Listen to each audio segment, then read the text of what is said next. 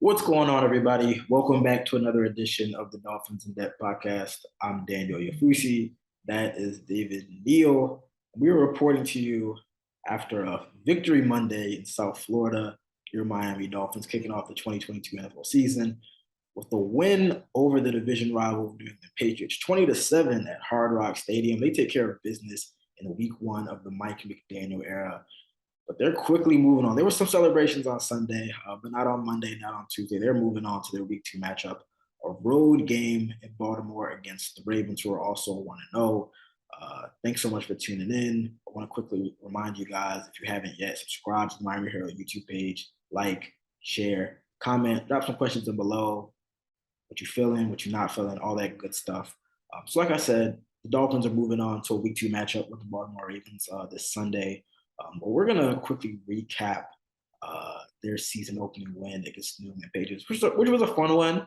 You know, maybe not the explosive debut of the new Mike McDaniel led offense that maybe some people hoped, but there were still some stars, some big moments there. And I want to start with this offense.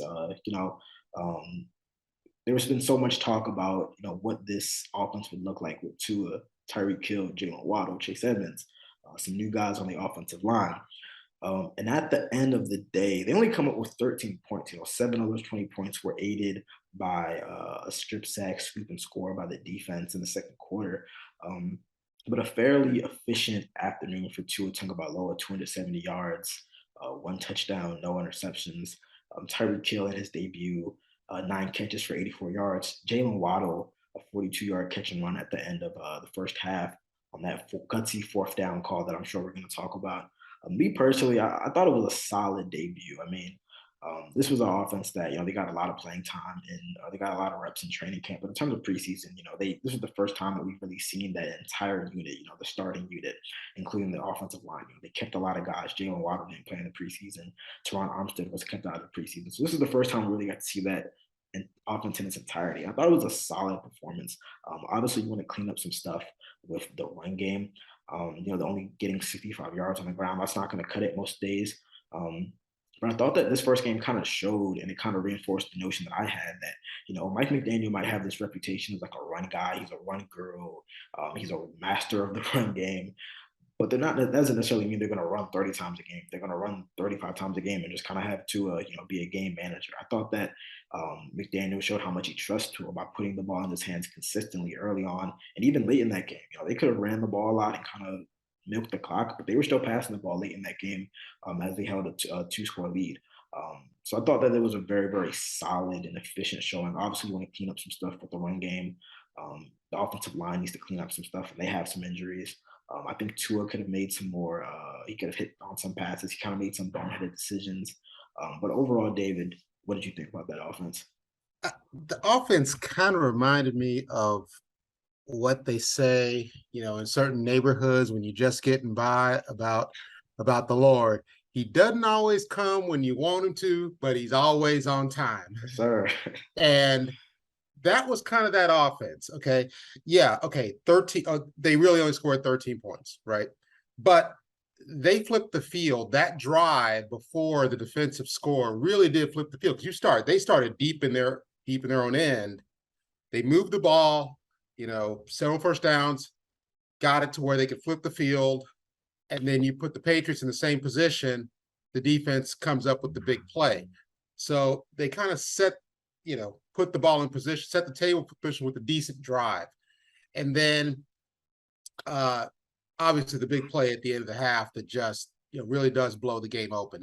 There was no coming back from that. There was no. Yeah, that was it. That was done. 17-0. If that was a fight, if this was a fight, that's when they calling it off. You got okay. That's it. That's it. You're wobbly. Yeah. No. Yeah. I mean, that kind of performance is not going to get it done on enough Sundays to put you in the playoffs, but it got it done last Sunday against a team that they got who's a Judge Wapner in the beard calling plays over there. When you got two play callers, you really have none. So the same thing with quarterbacks. The Dolphins can attest to that last year with the play calling situation. There you go. And there it is. No, they showed a little bit of what you want to see out of them, but they did look like a team that could have used a little more preseason work. But I think a lot of teams, if you watched other NFL games, there were Right, a lot right. of rust, This a was lot of low scoring games, just offenses just kind of getting to their groove. So the Dolphins weren't isolated when it comes to right, right. Like I said, this got it done this week. I don't think it's not gonna get it done many other weeks, but they moved the ball when they needed to. They got the big play when they went for it, and as they Tyreek Hill put it a certain way, but as we in we got to be a little auto PG on racing, here. huh? So we got to be a little PG on here. We can't run that Okay, exact my quote. as my auto racing fan used to put it, yeah, flopping out of the cockpit. Um, that was courageous play. He they made a call that they knew he could hit. Uh, I thought, like, look at the Patriots later. They made a fourth down. They asked Mac Jones to make a really tough fourth down throw. Yeah, he wasn't able to do it. Or Mac, I don't know if they asked him to make that throw, but Or that's the throw he chose to make. that's the decision he made. And it was a pretty tough throw, as opposed to, okay, you can hit this. We're gonna get a first down, and then You just kind speed of of Waddle. all that was extra. I mean, yeah, that run after catch that was Huge. exactly what Mike McDaniel was looking for. That yards after the catch. Exactly, and so yeah, their run game. We said it's going to take a little bit of time for that to come together, the way they want it, the way they need it. Uh, so all in all, offensively, you did what you needed to do. Yeah, You got it was a good B enough. minus performance. I would say. Right. C plus B minus. You move on to the next grade. You scored enough you're not going to get prop 48 into when you go into college. You can play your freshman year. Um, good enough. But yeah, there's going to be some things to work on there, and wasn't spectacular, but it was at least good enough. And I also think definitely once they got 17-0, even at 17-7, I'm Yeah. pretty sure they were I like, mean, honestly, at 10-0, I was thinking, I yeah, don't know. You can you're kind in of trouble. You're in tell. trouble now, bro. Exactly. Right. If New England doesn't get the next score, we're done.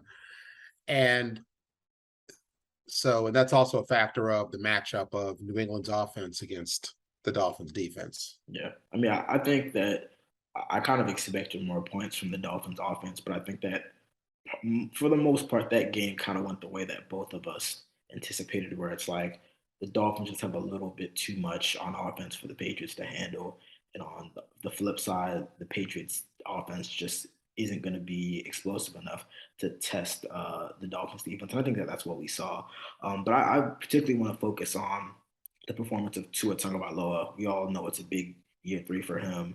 He has a new coach, has a lot of new weapons. And again, as I said, he started off with a pretty efficient outing, 23 for 33, 270 yards, 1 touchdown, no interceptions. Obviously, the 42-yard catch and run at the end of the first half that really broke the game open. Um, I don't want to make every single game a referendum on Tua and maybe his long-term future and whatnot, but we have to at least discuss his performance and I guess what differences we may have seen. And again, I thought that that was a performance. I thought it was a solid performance from Tua. But I even wrote in my game script that you kind of saw some of like the reoccurring issues from maybe last season or maybe his first 2 seasons, with some of the haphazard throws, the boneheaded decisions. I mean, there was like a 5 play stretch where like he almost turned the ball over like 3 times. I mean, there was the one where he's rolling to his right, and he's left-handed, and he kind of throws a awkward pass, and if a Patriots defender doesn't get in the way, McCourty's going to pick it off. Even earlier in the game when they had to settle for a field goal, I mean, not letting the ball go. I know the protection broke down, but losing the ball there. He later on tried to throw the ball as he was getting sacked. It's just a lot of those plays where it seems like he's kind of doing too much. I mean, there's a lot of questions about like what can he do outside the pocket? Can he move around? Can he make those off-platform throws that we see some of the better quarterbacks in the NFL make? And it just seemed like sometimes when he was kind of getting outside of himself, that's when you saw him start to rush and panic and make some of those pointed decisions. And again, the game isn't always played like outside of the pocket. So I think when he's in the pocket, when he has a clean pocket, we saw what he can do.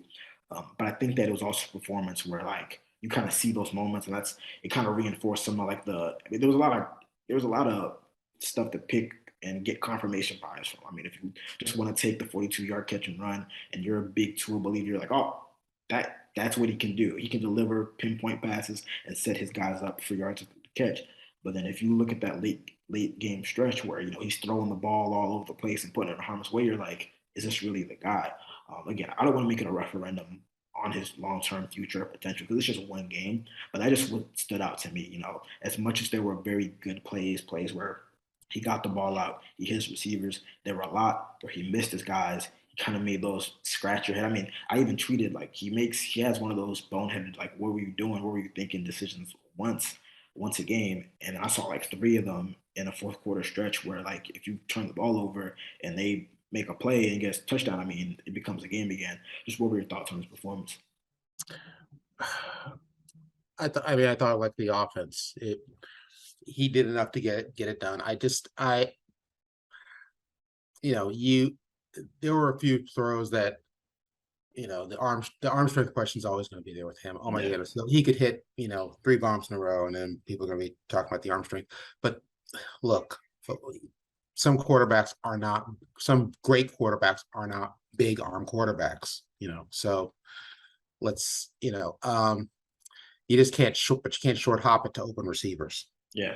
And I think and even that first pass, I know there's been a lot of debate on Twitter, a lot of was people zooming in on the video, people saying was that first pass to Tyreek Hill that was kind of one hop, was that tipped?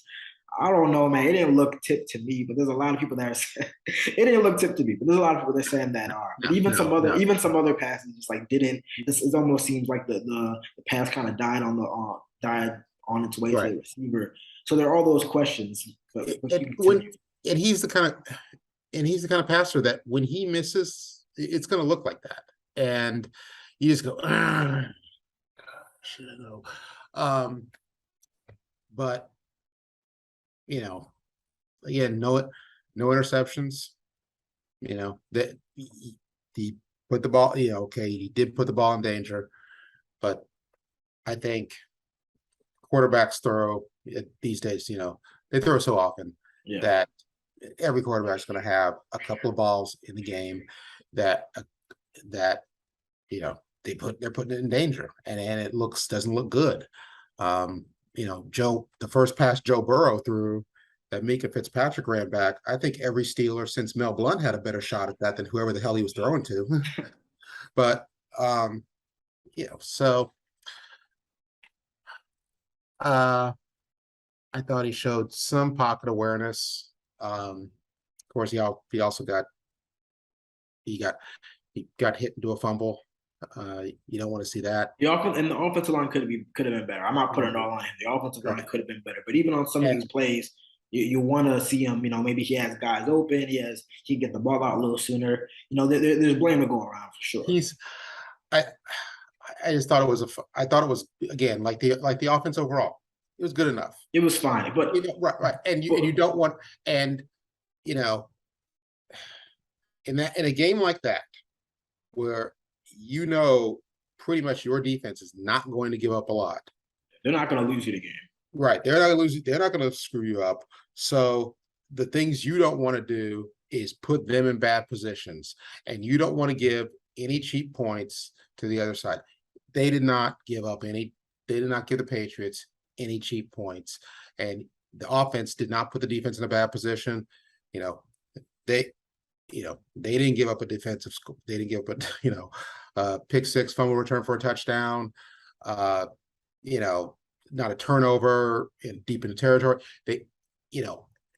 And they moved the ball when they needed to. They kept themselves out of bad situations. And sometimes in a game like that, that's kind of what you need to do. That's not going to get it done every week, especially in the modern shooting up NFL. That's not going to get it done against Buffalo. That's not going to get it done if you happen to run into Kansas City down the road.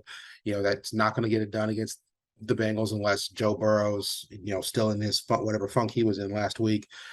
That's, but that got it done on Sunday. So, Mhm. that's you But to take the that and you move forward. but to the bigger point, you said the offense, it was fine, and I think Tua was fine. If you look at the raw numbers are actually really good. I mean, close to 70% completion, almost 300 yards, a touchdown. Like the raw numbers look good, but even like if you're a big person, it's like the analytics and the advanced metrics. The advanced metrics, a lot of them say, he was fine. And I think that there's room for improvement. McDaniel even said it himself. You hope that this is the worst performance of the year and they're getting better. But 3 weeks or 3 months from now, 4 months from now, we'll be saying, oh, Tua has just been fine. I don't know if fine is good enough at quarterback. Again, it got it done Sunday. Is it going to get it done every Sunday? No, I but mean, it got it with done. this defense, it might. I mean, we're going to talk about it in the side of things. With this defense, It's, it it's might be able to. it's not going. No, I don't think so. I don't think so. I mean, if the defense gives up 7 points a game, Right. Well, exactly. But that's not going to happen on a regular basis. I don't think I think you're going to get more than, you're going to get more than a touchdown given up, even on a good week. So I, like I say, got it done this Sunday, and I don't, much of a stat fan and as I can be, and much as I like to slice things, and sometimes I think we get a little deep, and again, I go back to it's real simple. Don't put your team in a bad position. You moved the ball when you needed to. You didn't stick your deep, so you didn't cut them out of a bad position, and you made the Patriots drive the field every time they got the ball. yeah. Boom. That's it, and that's what needed to be done, and that's what was done. So now you move on to the next week. You can't, you're not going. He's not going to light it up every week. If he never lights it up, that's a problem. But that was what was needed on that Sunday. And it's funny, way back, and I forget now. It's literally another generation. But like back in during the first run with when the Patriots were winning Super Bowls with Brady, people used to say, yeah, Brady, it's all about perception. You said, Brady, he doesn't have the best stats, but he does what it takes for them to win, Oh, yeah, he didn't have great stats, but he does what it takes. And then Brady later would sometimes reflect back on certain games and go, oh, yeah, I stunk in that game. But it was a game where people said, oh, he did what they needed to do to win, Yeah. Beauty's in the eye of the beholder. I mean, it's right. But in this situation, I think Tua did what he needed to do to win. There's no interception that he got where the defense bailed him out. There's no situation where they got bailed out by the defense. Okay, they got help from the defense off on the scoreboard, and again, that was a situation. That score happens after they drive the ball several first downs, flip the field, and they set the table for that situation. That's what was needed. So, but it's not going to get you playing into February, but it has you at 1-0 going into September, whatever the hell we were. What are we at? The 17th, 18th, 18th, 18th, September 18th, week 2 match. September 18th this weekend. Yeah. Gotcha. You're right. It was enough for week 1, and the Dolphins move on to week 2. And we're going to discuss that week 2 matchup on the other side of things. Lamar Jackson 2.0, the matchup, the rematch. Can they stop him again? And what are the keys to another Miami Dolphins win? We're going to talk about that. But first, we're going to take a quick break. So stick with us. What's going on, everybody? Still here on the Dolphins In Depth podcast with David Neal, talking all things Miami Dolphins after their season opening win over the New England Patriots. Like we said in the first half of the pod, the Dolphins are moving on to Baltimore, where they will play the Baltimore Ravens at M&T Bank Stadium on Sunday at 1 p.m. The Ravens, they started their season off with a win as well. They went up to New York. I'll also say New Jersey, that's where MetLife actually is located. And they beat the Dolphins' division rival, New York Jets, with kind of handily, with a 24-9 victory. Lamar Jackson threw 3 touchdown passes. A lot of talk about whether he will get his money.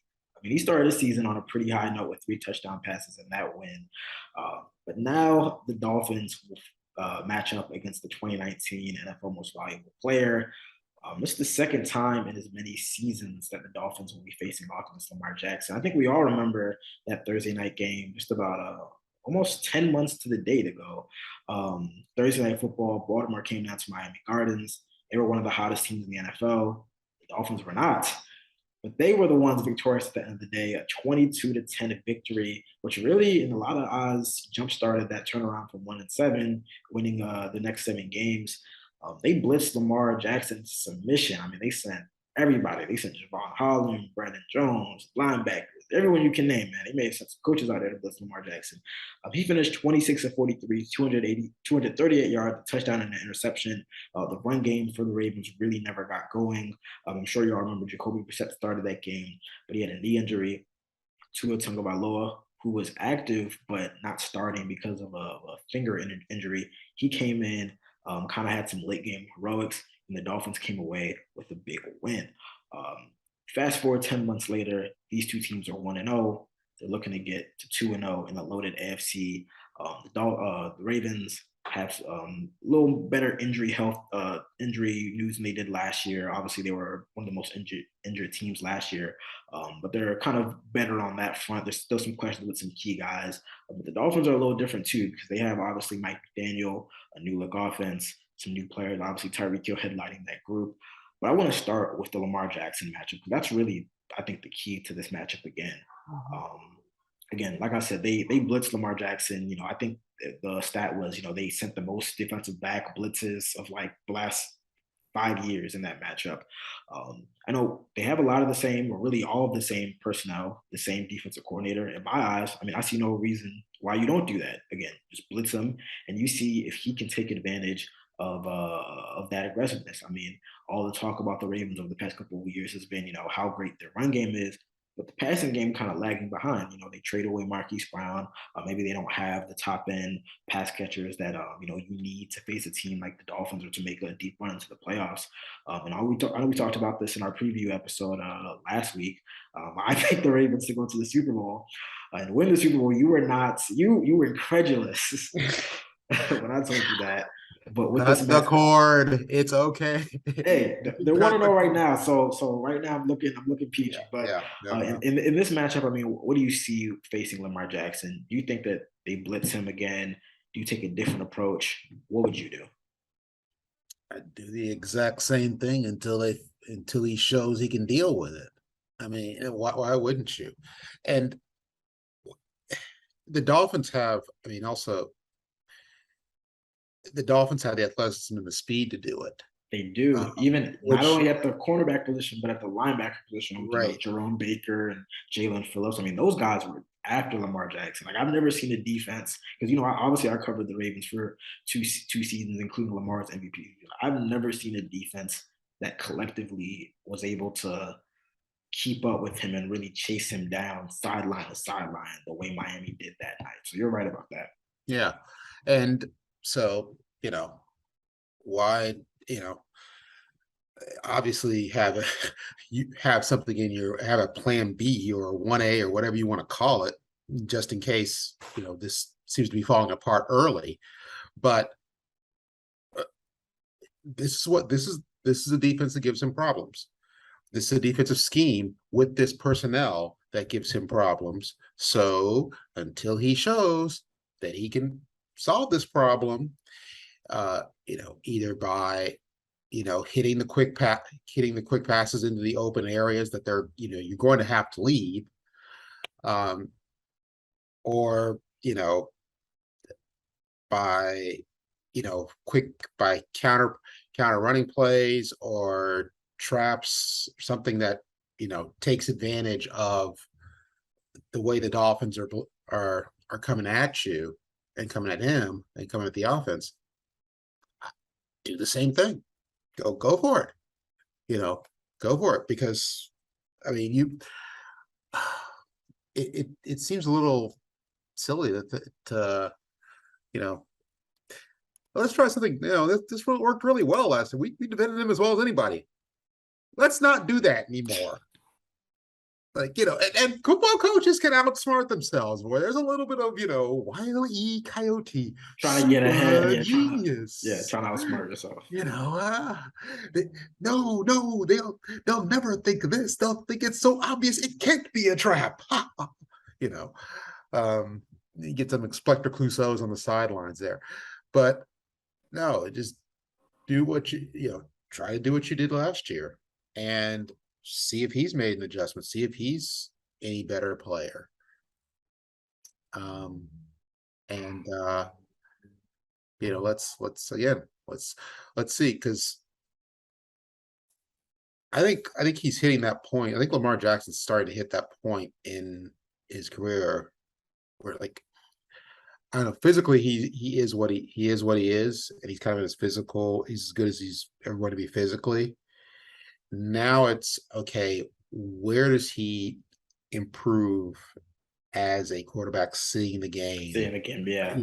With uh, anticipating, what's going on without, kind of anticipating without anticipating, just knowing what's going on.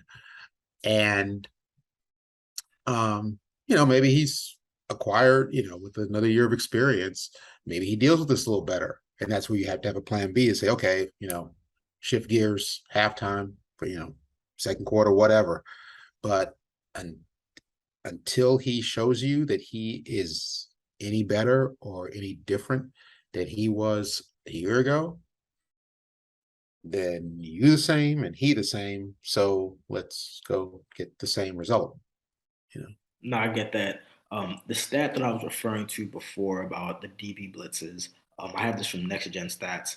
It says Dolphin safeties Javon Holland and Brandon Jones blitzed more times tonight against the Ravens than any other defensive back game in any game this season. And that also went back to, since they began keeping track with Next Gen Stats in 2016. So Javon Holland blitzed 21 times and Brandon Jones blitzed 17 times. So these are safeties, not only defensive backs, but safeties that are usually the last line of defense. They had Josh Boyer and then Brian Flores had them blitz, dozens of times. When looking, I rewatched the Dolphins game. I watched the Ravens games against the Jets. And I will say one thing that stood out from the Dolphins game is that Josh Boyer in kind of his first game without Brian Flores, he didn't blitz as much as people had grown accustomed to seeing last season. I think the Dolphins were second in the NFL with a close to 40% blitz percentage. They only blitzed on like 27% of Mac Jones's passes, which I partly think was due to the fact that you're leading by 2 scores. You don't really need to be aggressive and kind of take those chances. So it will be interesting to see, facing a different type of offense, different type of quarterback, a different scheme, whether they do again rely back on that tactic, blitzing a lot, showing a lot, and kind of muddying up the looks and confusing Lamar Jackson. I will say one thing, and again, in watching both games, one thing that I think the Dolphins have to improve on is the pass protection. I thought that it was okay. I thought that there were a lot of miscommunications with the offensive linemen and allowing some free rushers. But I do think that if the Dolphins can protect Tua Tagovailoa, keep him in the pocket and give him time in the pocket, I think that there are plays to be made against this Ravens defense. I've talked about it before with some of the injuries on the Ravens side. There's still questions about whether Marcus Peters, one of their top corners, is going to play. He tore his ACL last year. He didn't play in week one. They lost another one of their cornerbacks, Kyle Fuller, in the week one opener. So they are a little thin, and I'm kind of similar to the Dolphins. The Dolphins don't have Brian Jones, and they have some guys that have to step up. Some young guys on Baltimore's side are going to have to step up as well. And honestly, if you're asking me who am I taking in terms of the Dolphins wide receivers versus the Ravens secondary, I'm taking Tyreek Hill and Jalen Waddle and some of those pass catchers, but not if they can't block long enough for Tua to hit those guys. So I will say I think that's really the key matchup, particularly inside with some of the, like Connor Williams and Liam Eichenberg and Robert Hunt. Those guys against the Dolphins defensive front, their defensive interior defensive guys. I think that's the key to this matchup. What's one thing that you think the Dolphins need to improve on if they're going to come away 2-0? Uh, I I would say explosiveness. I think they're going to need a cheap one, a couple of cheap ones. I mean, and when I say cheap, I mean, I mean, I don't think the touchdown. I don't mean to denigrate the touchdown like to Waddle. I don't think that was a cheap one, but it I might it call it a cheap one because I it's mean, he it's shouldn't have it's scored. That's one it's of those where you're like, you really tip your hat to Waddle and you're like, it's he made a yeah, play. okay. It's easy. But yeah, they're gonna need a couple more like that. And um, I also think they're going to do something in the running game. I mean, just something in the running game to uh keep the Ravens a little bit of honest. But the I also think the big matchup is going to be on the when the Ravens have the ball, and what can the Dolphins get that get a push up the middle. I mean, it's still say they're going to be coming off the coming off the edges. If you get the push up the middle and you force Lamar to start heading for the edges. Now, if you're coming off the edges, then it's a matter of just making the tackle. Yeah. And obviously the outside guys, outside defensive linemen, outside linebackers, with some decent contain. But it's a matter of making the tackle. And I just think there's your matchup. That's gonna be a lot of your game. Special teams wise, you probably have to give the edge to Baltimore. But the Dolphins, I mean, the Dolphins special teams looked very, very good on point. Obviously, Justin Tucker, greatest, probably the greatest kicker of all time. But in terms of all three levels, are you have an objection to that assertion? Yeah, I do. Oh, Yeah, this is a new yeah, guard. I do. This Yeah, is I a do. new guard, old guard thing. Oh, no, 45 yards in the snow in the playoffs. Okay. Oh my goodness. All right. No, I hear you. I hear you. I hear you. I hear you. Miss it and you're done. I'll say that. I'll put it this way: the most accurate kicker of all Oh yeah, he's obviously a fine successor, a worthy successor of Matt Stover, who was just an institution there and time. actually Yeah. almost accepted by the other players as an actual player on the Ravens. But yeah, no, Justin Tucker's a great. No, Okay. he's the reason I give them an edge on special teams. But I but think but again, like I was gonna say to that point, I thought the coverage from the Dolphins special teams was great. In one game, you already saw how much better Thomas Morstead was from Michael Pilardi last year. I mean, just the way he was able to down punts, the way he was working with the gunners, and they were covered. I mean, obviously Justin Tucker, like if it's comes down to a late game field goal, you're like, all right, Justin Tucker, he's almost automatic. But again, I think that it will be more evenly matched than just beyond the kicking matchup. right. Yeah, and yeah. So, but this is not a game I take the over in.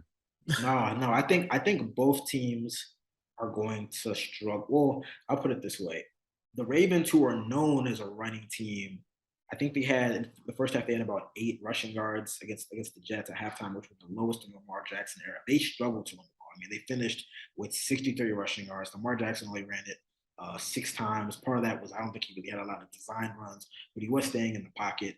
Um, I mean, if they can't run the ball well, which they didn't do in the matchup last year, I mean, that just puts more pressure on Lamar Jackson to find his Right. pass catchers. And I'm not taking Rashad Bateman and Mark Andrews and those are talented guys. I'm not taking those guys over X and Javon Holland and some of the guys that the Dolphins have on their side. So I agree with you. I think both teams are going to struggle to move the ball. But honestly, if I had to pick one team who I think is going to struggle more, I'd probably say the Ravens, just because.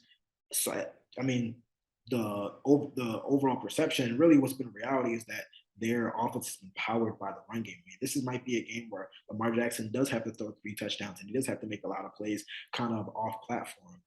But I do think that the Dolphins can exploit the matchup with their wide receivers versus the Dolphins versus the Ravens secondary. But I mean, they always make it tough. They'll make it tough. I know that they'll have answers. I mean, these are very similar defenses. I mean, they like to blitz a lot. They like to confuse the quarterback with a lot of different looks. So these are kind of very similar defenses. So I would expect as much.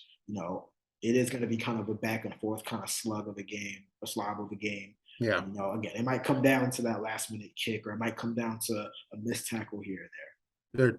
They're two teams that like to run the ball, and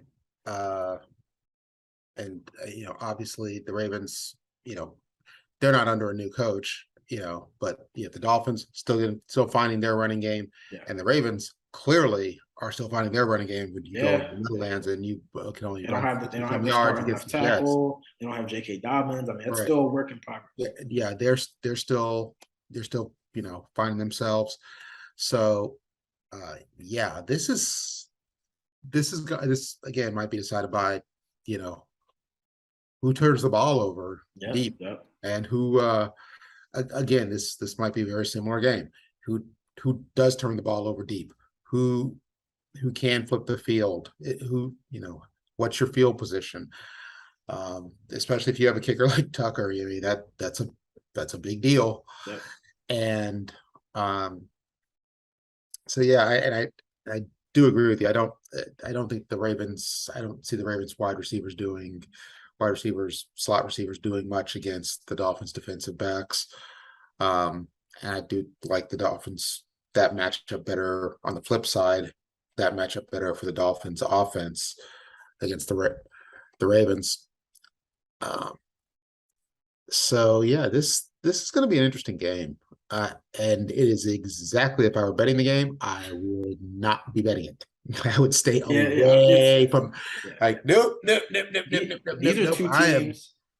These are two teams where, I mean, I think first off, I think this is one of those we talked about starting the season off with so many AFC matchups. You have the Patriots, you have the Ravens, the Bills, and the Bengals. We talked so much about how a lot of these games can have legitimate playoff ramifications down the line. But I think these are also two teams who kind of, for various reasons, we could say, okay, like their week 2 version was not near close to the version that they are, 2 months down the line. The Dolphins, because they're still working out the kinks of a new offense. The Ravens, because they still have so many key injuries and guys that are coming back. We could see these be the week 2. We could see week 2 being kind of a lesser version of both of these teams that we see down the road. I know when I had my score predictions come out last week in our special section, which you should still get, you can read online. I had this being the Dolphins' first loss of the season. I said the Ravens were going to win 25-21, but I'm gonna add a caveat. I had anticipated the Ravens having all their key guys back. It's still unclear whether Ronnie Stanley, the left tackle, J.K. Dobbins, the running back, and Marcus Peters at cornerback will be playing in this game. They're still kind of questionable. If all those guys play, even at kind of maybe a rusty version, I do think the Ravens, that'll be enough for the Ravens to come out with a win. I hate to do a hedge and a flip 1 week later because I'm supposed to have taking integrity, but I'm just not gonna have taking integrity, and y'all can get on me for that. I'm gonna say the Dolphins come away with a close game, with a close win. I'll say 24-23. Maybe a late kick, a late turnover. I don't know. I just feel a little more confident on offense with what I saw week 1 from the Dolphins as opposed to the Ravens. Who are you taking? Well, I'm thinking if in week 1, the Dolphins' new guy, I thought made no real. I'm sure he made mistakes, and I'm sure he has a whole list of mistakes he perceives that he made, but he didn't make any big obvious. He didn't have a Nathaniel Hackett moment. No, he didn't have a Nathaniel Hackett moment. We'll say that. So yeah, if that's the bar, then might be Daniel counting out an A. That's a real low bar. That's the bar somebody should take across that boy's knees, which is probably what happened today in the Broncos front offices when they called him up and said, "Hey, let us explain to you who's getting paid a lot of money on this team and who we traded for," and it wasn't the damn kicker. Um, so I'm going to say game 2, road game. I'm going to say we get a little bit of little rookie coachness out of Mike Dad. I don't know how. I'm going to say we get a little real rookie coachness out of him. And again, a low scoring slog. 16-13. Oof, Yeah, yeah. real nasty game. Hey, yeah, Super Bowl 5. I mean, yeah. That's, let's see, something like 2016, 16-13, something like that. And gonna take the Ravens in this one. But Ravens are hard to beat in again, September. They're hard to beat early in the again, year on the road, which is why I feel like I probably should not be flip flopping. But I don't know. I know that team well. I know this team pretty well from being on the beat for over a year. this is I just like the explosiveness. I think those shifty, fast receivers they give the Ravens some trouble, and I think we could see one of those explosive plays. this is telling you, this is a game. You look at it and it's like, nah, you don't trust it. You don't trust it. It's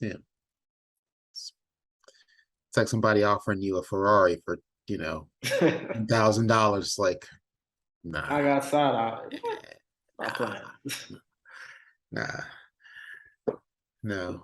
It Never trust a should be big a button to fun. smile. Never trust this games like this. Yeah, I mean, Um, especially against early in the season, oh I yeah, think yeah. teams are still rusty. But And it is a nice matchup. I think that it is the first real litmus test for this team. and I also think there is an experience factor in the coaching thing. And of course, I mean, it's not like Bill Belichick doesn't Yeah, have I was gonna experience. say. I mean, I was the ultimate coach of disparity, and it didn't But tend to be a problem. but also, I mean, we were looking at the personnel on the field, and both of us We knew, know we knew yeah, what was yeah, up. yeah. No, that's not. Um, you know, there's not enough. It's not close enough. The matchups don't work out close enough to where the coaching is going to matter that much. I see this being one of those games where, yeah, it could matter, and I just think I can, like I say, just playing the odds.